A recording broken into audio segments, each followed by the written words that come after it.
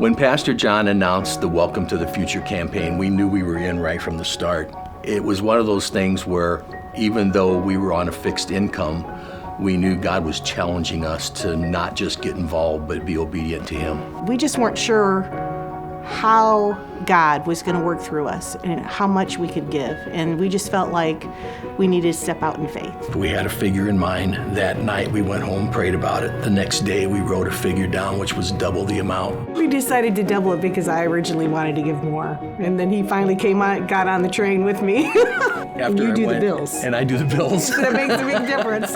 So when we went home, we prayed about it, and we just knew the next day, she was right. We needed to double that pledge. We also listened to Pastor when he said, give as much as you can, as quick as you can.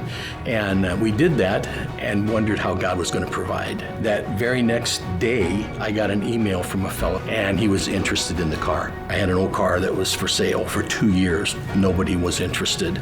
All of a sudden, he calls me, and I stand back and think, God, is this you? Are we going to finally sell this car? He came to the house, I started it up, and he goes, that's it, I want it, I'm driving it home. And then that's not all of it, because then that night, Marilyn comes home. She was subbing at the junior high. That day, they'd asked me to become a permanent part of the staff. So I went from sub pay to 3 times that amount. I was in shock because that just doesn't happen. It was a God thing. It was enough to fulfill our entire pledge. And we just said, we should probably triple it. And we laughed about it, but we recently decided, yes, we are going to triple our pledge. Outside of the Welcome to the Future pledge, God has blessed us in so many other ways. The blessings are just raining down, and we are just praising God.